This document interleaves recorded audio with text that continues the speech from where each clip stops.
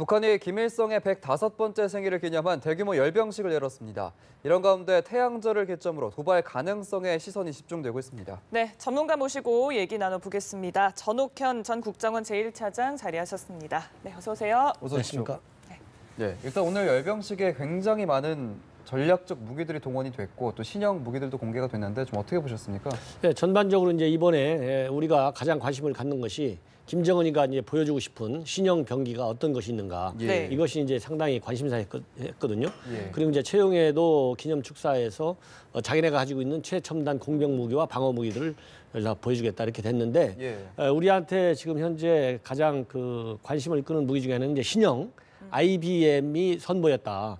근데 이제 문제가 이 신형 IBM이 실제로 발사할 수 있을 정도의 북한이 현재까지 개발한 모든 기술을 집약해서 만든 실제 그 신형 미사일이 열병식 때 보였는지 아니면은 그 발사대 안에 그 원통형 안에는 그런 신형 IBM은 안 들어있고 그냥 원통형 그 모형만 보여줬는지 이것이 아직은 지금 현재 확인되지 않고 있습니다. 그러니까 실제 미사일을 이번에 식별할 수는 없었던 거거든요. 근데 이 새 ICBM이 바퀴형 이동식 차량에 실려서 이제 이동을 했는데 이런 부분을 보고 이동 수단을 좀 다양화할 수 있다? 이런 부분을 좀 과시했다고 볼 수 있을까요? 예, 그렇습니다. 이제 북한의 미사일 발사 여러 가지 지금까지 보여온 동향과 관련해서 이제 우리가 이제 주목을 해야 하는 점은 과거에는 주로 이제 고정식 발사대에서 발사를 해왔어요.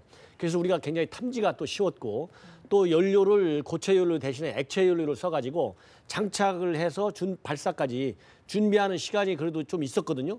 그래서 우리가 나름대로 그 탐지, 그 발사 징후를 탐지하기가 좀 용이했는데 요즘에 들어와서는 대부분이 거의 이동식 발사대를 사용해서 미사일 발사대를 하고 있다.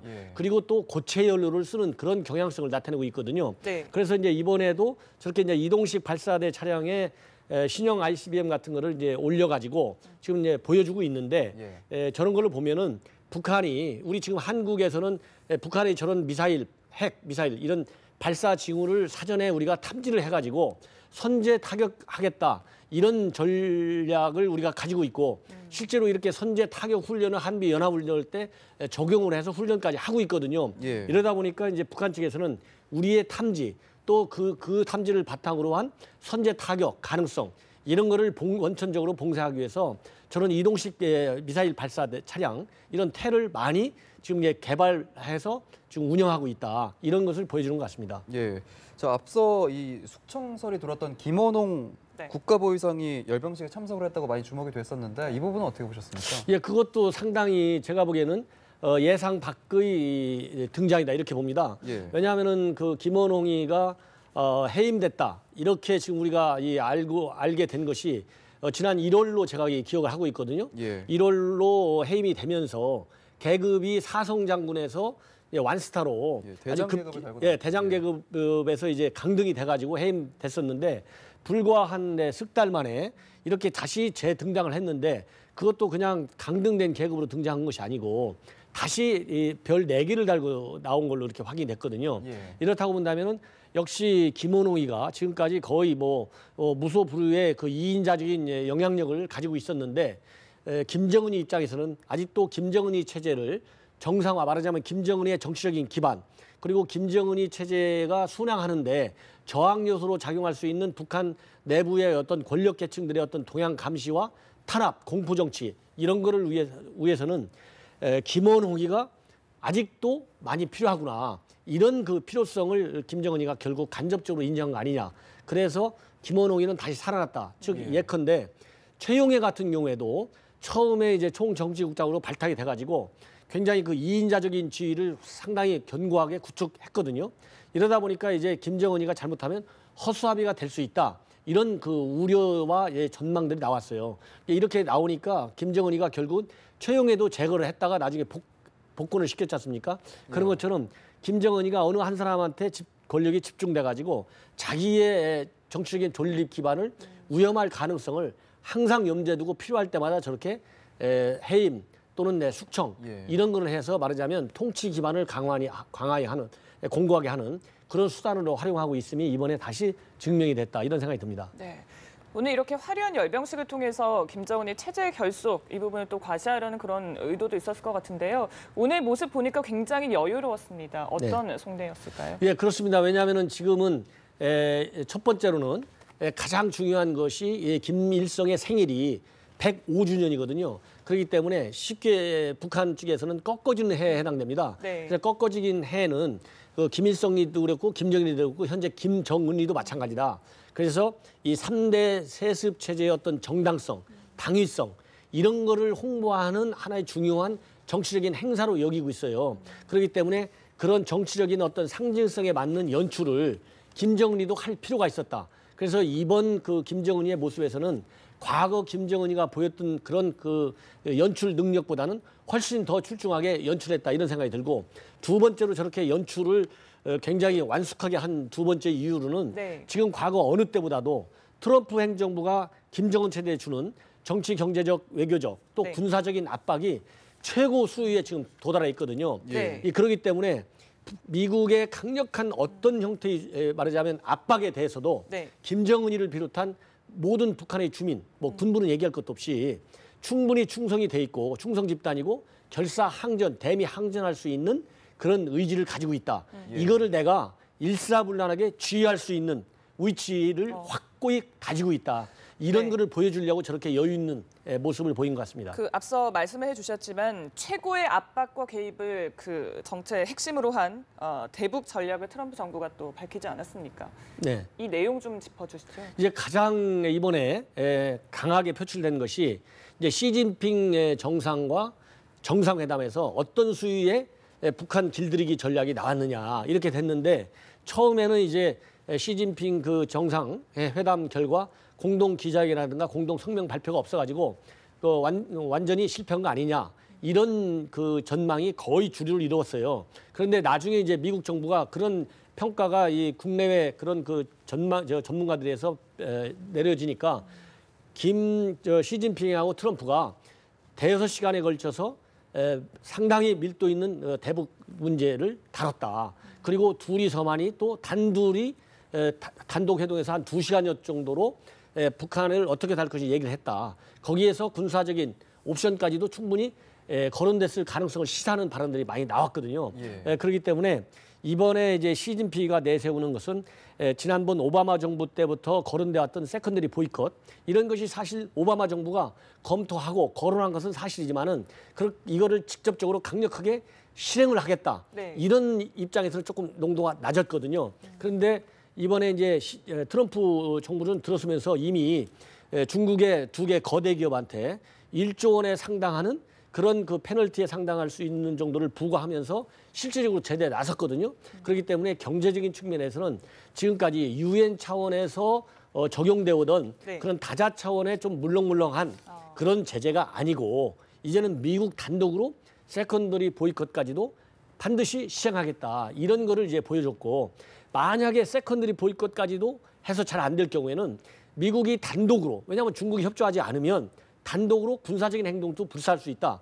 이렇게 해가지고 칼 빈슨함을 전격적으로 다시 한반도에 투입을 했거든요. 그러니까 한미 연합훈련에 참가하고서 다시 중동 지역으로 돌아가고 있던 칼 빈슨함을 다시 불려들였는데 네. 칼 빈슨함은 다른 그 항모보다도 상징성이 있습니다. 말하자면 빈라덴을 사용해서 수상시킨 항모가 바로 칼 빈슨함이에요. 제가 홍콩에 근무할 때 미국 측에서는 미국의 핵심 우방국가 이 외교관한테 고위 그 외교 공관장한테 이 칼 빈슨함에 직접 승선을 시켜가지고 칼 빈슨함의 위력을 보여준 적이 있습니다. 그래서 제가 칼 빈슨함에 직접 올라가서 그 위력을 직접 제가 한번 본 적이 있어요. 목격한 적이. 네. 정말 어마어마하거든요. 그렇기 때문에 이것이 김정은에게는 자칫 잘못하면 트럼프가 김정은이를 참수할 수도 있다. 이미 김정은에 대한 어떤 참수 작전 그런 걸 한미연합훈련을 통해서 하고 있지 않습니까? 그렇기 때문에 그런 어마어마한 상징성과 군사적인 압박을 가할 수 있는 준비가 돼 있다 이런 걸 보여줬기 때문에 시진핑이는 테이블 위에서 논의되고 있는 모든 대북 압박, 제재, 군사 옵션까지 다 지금 북한한테 보여주고 있다. 이렇게 요약할 수가 있습니다. 네. 예, 대북지제에 대한 얘기도 계속 나눠볼 예정인데 일단은 그 전에 오늘 열병식에서 또 화제가 됐던 게 김정은의 여동생인 이 김여정의 등장인데 최근에 또 경호 부분에 대해서도 많이 관여를 하는 것도 나타나고 있고 좀 많이 지위가 좀 상승됐다 이렇게 봐야 될까요? 어떻게 보세요? 제가 보기에는 이제 김여정이도 이제 김정은 체제가 어느 정도 안정돼가 있느냐, 그리고 이제 김여정이의 영향력이 과연 어느 정도로 행사되고 있느냐, 이런 것이 북한 문제 전문가들은 항상 중요한 관점 중에 하나였거든요. 예. 그럴 때마다 이제 뭐 결혼을 했다, 또 임신을 했다, 어디가 네. 아프다, 아니면은 김정은이한테 좀 멀어지고 있다, 이런 다양한 해석들이 오갔는데 예. 특히 최근에 또 몇 달간 안 보였거든요. 네. 근데 이번에 아주 당당하게 예전에는 저렇게 중요한 정치 행사가 있을 때 무대 집변에서 이 TV 같은 실황 중계할 때 살짝 보일까 말까 이런 모양으로밖에는 안 보여졌는데 이번에는 당당하게 김정은 앞에서 행사에 저게 지금 화면에 나오듯이 네. 예. 무슨 이게 큰 이 행사 관련 이런 서류 같은 것을 갖다 주는 예. 이렇게 아주 노골적으로 보여줬거든요. 이런 걸 본다면은 김정은이 하에서 아직도 김여정의 정치적인 영향력이 상당하다. 이걸 보여주고 있고 예. 특히 이거는 제가 보기에는 최근에 김정남이가 이제 김정은에서 암살됐지 않습니까? 그래서 이제 김정남이가 암살됨에 따라서 이제 김정은이가 확실하게 김정은이와 함께 쌍두마차로 북한 체제를 이끄는 중요한 정치적 인물이다. 이런 것을 자신 있게 김정은이가 전 세계에 보여주는 게 아니냐 이런 생각이 듭니다. 예. 네. 말씀처럼 뭐 김정남 사건도 있었고 또 트럼프의 압박도 계속해서 강해지고 있고 이런 상황에서 최대 결속은 또 다져야겠고 국제사회 압박에 맞서서 군사력도 과시를 해야겠고 그런 걸 총집결한 자리가 어떻게 보면 오늘이었다라고 또 볼 수도 있겠네요. 예, 그렇습니다. 왜냐하면은 이번에 이제 퍼레이드 하면서 우리 시청자 여러분께서도 좀 보셨는지 모르겠지만은 거기에 등장하는 각종 그 표 용어들이 있어요. 네. 이 플래카드에 써가지고 그 행사 전시에 그 행사하고 있는 사람들한테 퍼레이드를 통해서 다 보여주고 네. 또 전투기들이 상공에서 축하 비행을 하는데 거기에 105라는 숫자를 또 이렇게 보여줬거든요. 이런 건 다 본다면은 이제 김정은이가 현재 이제 6년 차에 접어들고 있지 않습니까? 네. 그래서 김정은이 통치가 좀 미숙하다, 또 통치 기반이 흔들린다, 이제 이런 평가들도 있어왔거든요. 특히 장성책 처형 이후, 또 김정남 암살 이후에 김정은이 체제가 흔들리는 걸 막기 위해서 저렇게 무모한 자기 형에 대한 암살까지 하는 거 아니냐 이렇게 나왔거든요. 그런데 이제 오늘 행사를 통해서 김정은이가 이런 3대 세습 체제를 아무런 어려움 없이 잘 구축하고 있다. 그리고 김정은 체제는 북한 주민들로부터 충분한 충성을 다 받고 있다. 네. 그래서 이 사상적인 동요도 전혀 없다. 그럼으로써 현재 시진핑이가 어떤 형태의 김정은 체제의 압박에도 김정은이가 버틸 수 있는 그런 역량을 가지고 있다. 이런 거를 보여주는 데 필요한 모든 정치적인 슬로건, 또 행사, 아까 얘기한 대로 어떤 북한의 첨단 무기에 이르기까지 모두 총동원해서 결론을 내리는 네. 그거를 주민들한테 보여주는 이런 그 선전을 노린 것 같습니다. 네. 예. 자, 오늘 열병식 이제 축하 연설에서 최룡해 발언도 있었고 앞으로의 북한 도발 가능성은 얼마나 보세요? 제가 보기에는 이제 최용해가 전면전에 대해서는 전면전으로 대응하고 핵전에 대해서는 핵전으로 대응한다. 이렇게 강력한 항미 말하자면 저항 투쟁 의지, 전투 의지를 굉장히 부추겼어요. 그렇기 예. 때문에 지금 많은 전문가들이 현재 6차 핵실험이 언제라도 가능할 수 있도록 준비 상태는 지금 현재 완료되어 있는 거거든요. 그런데 오늘 생일까지는 6차 핵실험이 안 이루어져 있기 때문에 북한의 창군 기념일은 25일 날은 다시 또 있을 가능성도 있고 예. 또 이번에 시진핑과 트럼프가 생각보다 강하게 북한을 압박하고 있기 때문에 이거를 상당 기간 김정은이가 정상적인 합리적인 결정을 할 수 있는 인물이라면 좀 지연시킬 수도 있다. 그러나 어떻게 됐든지 간에 북한이 6차 핵실험을 설령 이번 달에 안 한다 하더라도 그것이 곧 북한의 어떤 대남 군사적인 도발을 완전히 포기하는 것은 아니다.